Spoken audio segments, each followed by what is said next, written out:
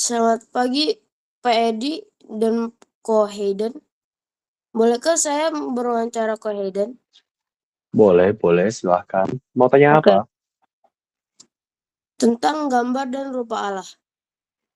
Hmm, oke. Pertanyaan interview nomor 1. Menurut kakak, apakah era digital menantang atau memperkuat kepercayaan kakak bahwa manusia diciptakan menurut gambar Allah? Mohon jelaskan. Oke, kalau menurut saya ya, era digital ini bisa dua-duanya ya. Kalau dari segi menantangnya, eh, dalam era digital, banyak orang memasang sebuah standar dalam kecantikan. Terutama ya dalam penampilan wanita, kayak harus badannya itu harus kurus, atau mukanya itu harus segitiga, badannya harus beruntung seperti apa, atau untuk cowok kayak rambutnya harus gimana, harus duitnya harus berapa gitu. Itu untuk menantangnya karena itu istilahnya kayak seakan-akan manusia terlihat lebih rendah. Namun dalam sisi memperkuatnya ada banyak aplikasi-aplikasi sosial serta media sosial pun juga bisa digunakan untuk menyebarkan Injil ataupun juga bisa menyebarkan kata-kata yang dapat mendorong suatu rasa saling eh, menghargai satu sama lain sebagai gambar dan rupa Allah.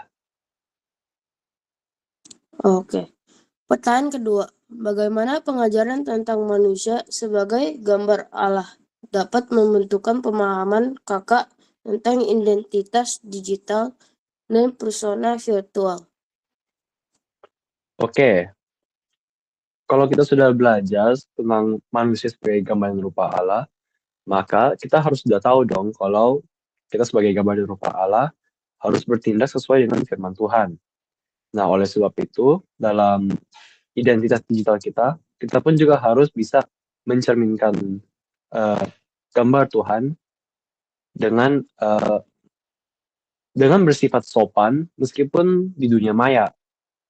Jadi meskipun di dunia asing maupun di dunia maya, kamu tetap berperilaku sesuai dengan firman Tuhan. Oke.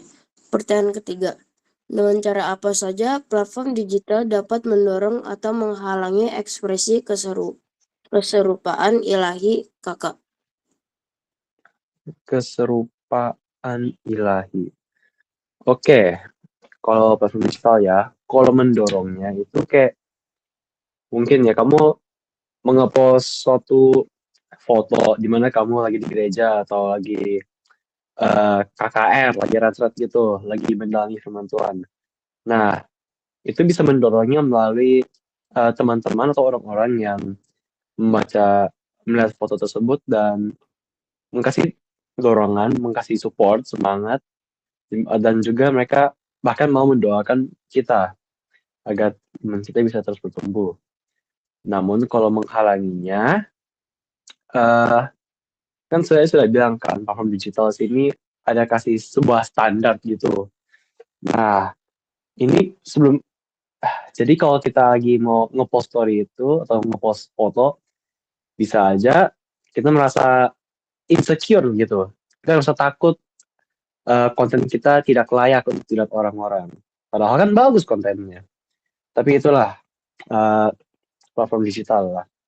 Bisa menghalanginya melalui rasa insecure. Oke. Pertanyaan keempat, bagaimana kejatuhan manusia dalam kejadian 3 memengaruhi gambar dan rupa Allah dalam diri kakak menurut ajaran Alkitab? Oke, kalau menurut saya, gambaran rupa Allah di dalam kita masih masih masih ada saja. Kita masih ada kekreativitasan dari Tuhan, kita masih diberikan hati untuk berelasi, tapi kejatuhan kejatuhan manusia kepada dosa di kejadian 3 menyebabkan manusia untuk eh, memiliki relasi yang lebih jauh dengan Tuhan. Dimana sebelumnya kan Adam sama Hawa itu bisa langsung ngobrol gitu sama Tuhan meskipun lagi ngomong ke langit gitu. Tapi sejak itu kan mereka lebih susah ngomong sama Tuhan, harus siapin mesbah, harus berdoa secara formal. Nah, jadi kalau aku rasa mempengaruhi gambar dan rupa Allahnya ini dengan menjauhkan relasi kita lah. Oke. Pertanyaan kelima. Apa peran Tuhan Yesus dalam memulihkan gambar Allah dalam diri orang percaya?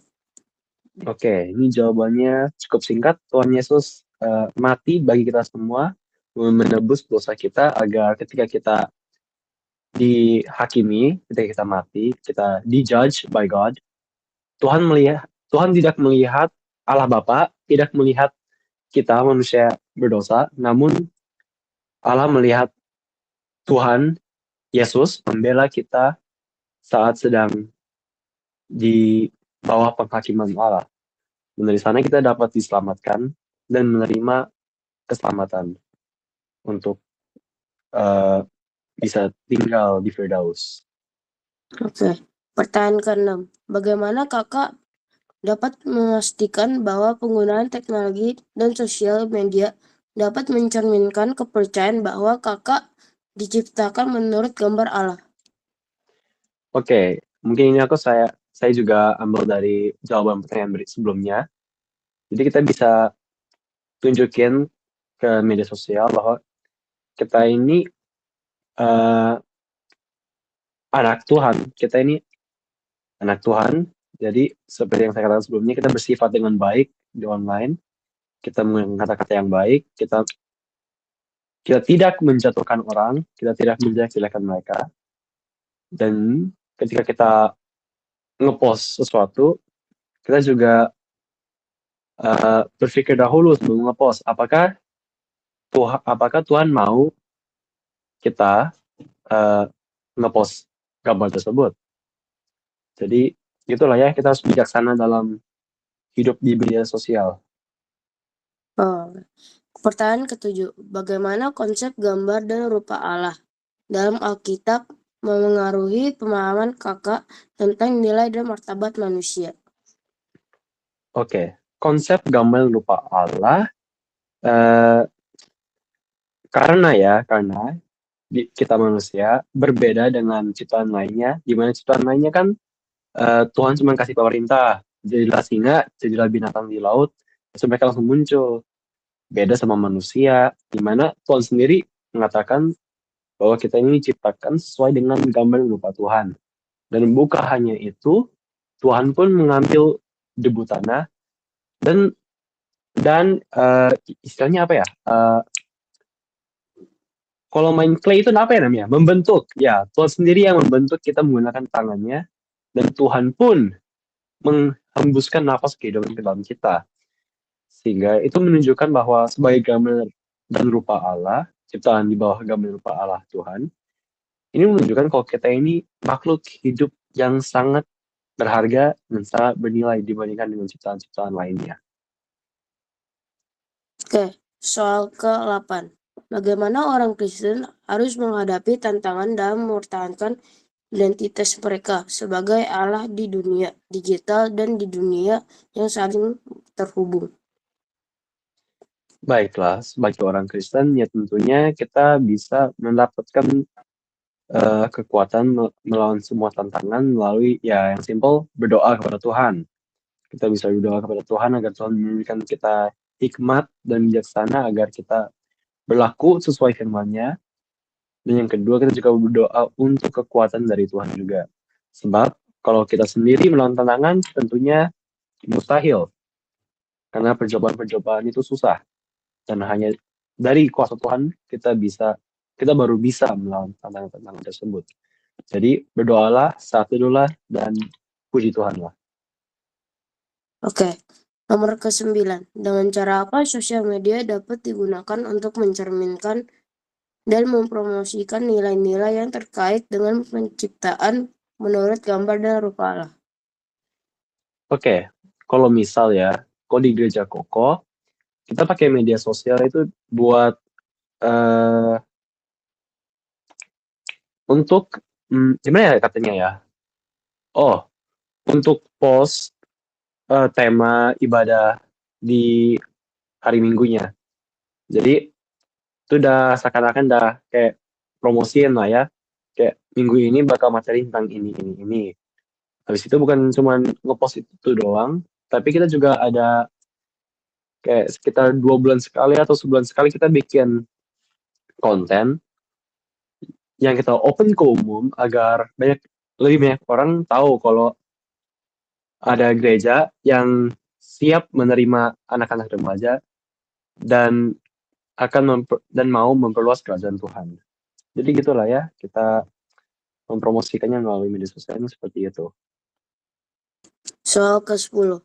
Dengan cara apa konsep penciptaan menurut gambar Allah dapat menginspirasi inovasi dan kreativitas dalam kehidupan pribadi kakak? Oke, kalau misal dari aku sendiri, dalam kehidupan pribadi saya ini tipenya yang suka ngomong, aktif, sangat aktif.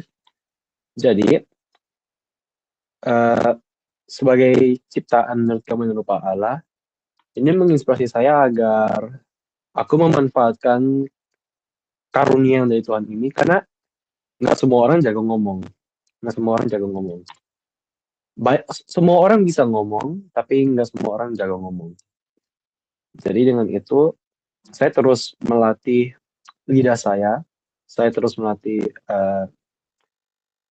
perpustakaan di kepala saya. Jadi biar saya bisa lebih mengenal banyak kata-kata dan saya bisa memanfaatkan kata-kata tersebut dalam percakapan sehari-hari.